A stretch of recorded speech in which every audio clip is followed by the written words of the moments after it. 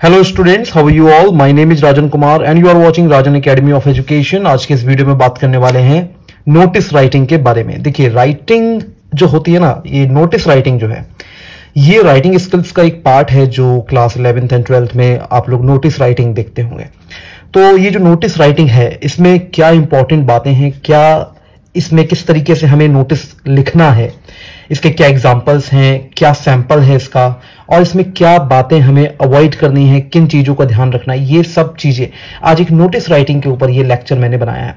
आप इस notice writing के इस लेक्चर को पूरा देखिएगा और आपको इससे बहुत ज्यादा बेनिफिट मिलेंगे।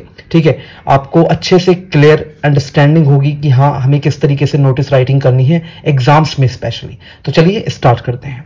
देखिए, नोटिस राइटिंग जो है, वर्ड लिमिट इसकी जानेंगे। पहले वर्ड लिमिट होती है 50 वर्ड्स में आपको इस पूरे जो भी नोटिस होता है उसको लिखना होता है। नोटिस होता क्या है? देखिए, नोटिस कुछ हम कह सकते हैं 50 वर्ड्स का हमें एक नोटिफिकेशन टाइप का लिखना होता है जिसमें हम कुछ इंफॉर्मेशन देते हैं। अब इसका जो लैंग्वेज होता है ना, वो फॉर्मल होता है, यानी कि हम इसमें नॉर्मली कोई भी हम अपने ओपिनियंस वगैरह नहीं देते हैं, बस इसमें फॉर्मल लैंग्वेज का इस्तेमाल करते हैं। नॉर्मल जो हम लोग एक तरीके से मान लीजिए किसी फ्रेंड से जब हम बात करते हैं या किसी रिलेटिव से नॉर्मली हम बात कर रहे हैं, इस लैंग्वेज का यूज नहीं करते हैं, हम फॉर्मल लैंग्वेज का यूज करते हैं।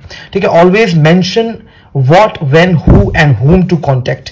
हमेशा हम मेंशन करते हैं उसमें कि हम क्या लिख रहे हैं, क्या हमारा सब्जेक्ट है, किस बारे में है, ठीक है, कब हम लिख रहे हैं, या फिर इसमें कौन, ठीक, और किसको हम कांटेक्ट कर रहे हैं, ये सब इंफॉर्मेशन इसमें दी जाती है। कोई भी इसमें पर्सनल ओपिनियंस अपना नहीं दिया जाता है और कोई भी अननेसेसरी डिटेल्स नहीं देनी होती है।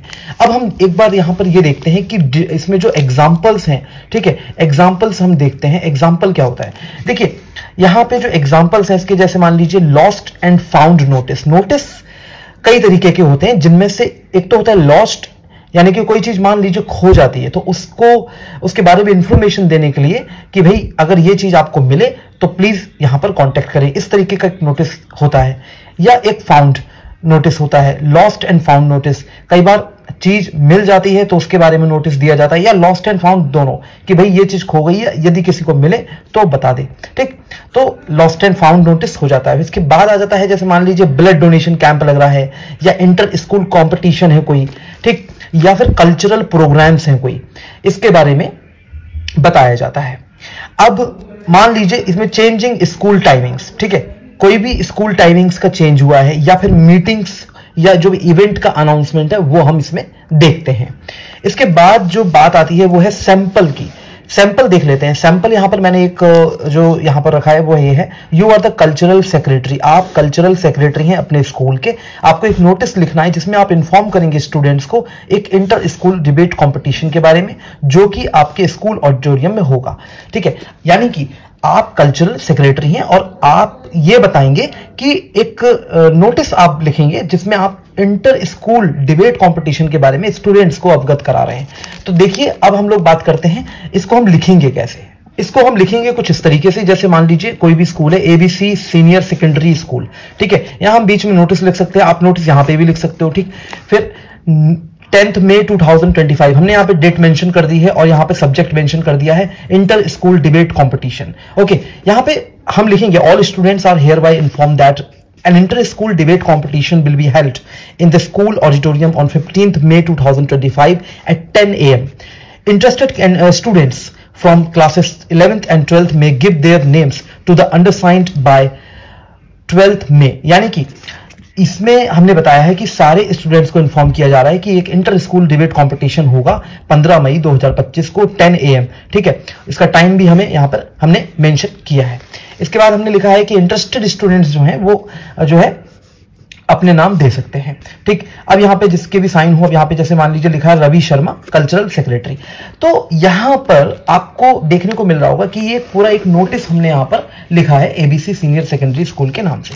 ये हो गया हमारा सैंपल, यानी कि इस तरीके से नोटिस आपको लिखना होता है। कौन सी जो कॉमन मिस्टेक्स हैं जो हमें अवॉइड करनी है व्हाइल राइटिंग अ नोटिस। देखिए, नोटिस राइटिंग जब हम करते हैं ना, तो कई बार हम कुछ मिस्टेक्स उसमें कर देते हैं अगर हमें अच्छे से नोटिस राइटिंग नहीं आती। तो उन मिस्टेक्स को अवॉइड करना है, जैसे कि राइटिंग मोर देन 50 वर्ड्स, कभी भी 50 वर्ड्स से ज्यादा मत लिखिएगा, ठीक है। नॉट यूजिंग हेडिंग्स, हेडिंग्स का यूज नहीं करना है, सिंपल नोटिस लिखना है गाइस, और बिल्कुल भी हेडिंग्स वगैरह आप उसमें नहीं लिखेंगे, ठीक है। इंक्लूडिंग पर्सनल ओपिनियंस, कोई भी पर्सनल ओपिनियंस अपना नहीं देना है कि ऐसा होना चाहिए, वैसा होना चाहिए, कि मेरे ख्याल में ऐसा होना चाहिए, ये सब कुछ नहीं। फॉरगेटिंग टू मेंशन डेट और कॉन्टैक्ट इंफॉर्मेशन, अगर आप जैसे जो भी डेट है, ठीक है, उसको मेंशन करना नहीं भूलना है। कोई भी कांटेक्ट इंफॉर्मेशन है उसे, यानी कि कोई भी मोबाइल नंबर है, कोई भी ईमेल है, कोई भी कांटेक्ट इंफॉर्मेशन है, ठीक, उसको लिखना, उसको मेंशन करना आप ना भूलें, ठीक है। ये कॉमन मिस्टेक्स आपको अवॉइड करनी है।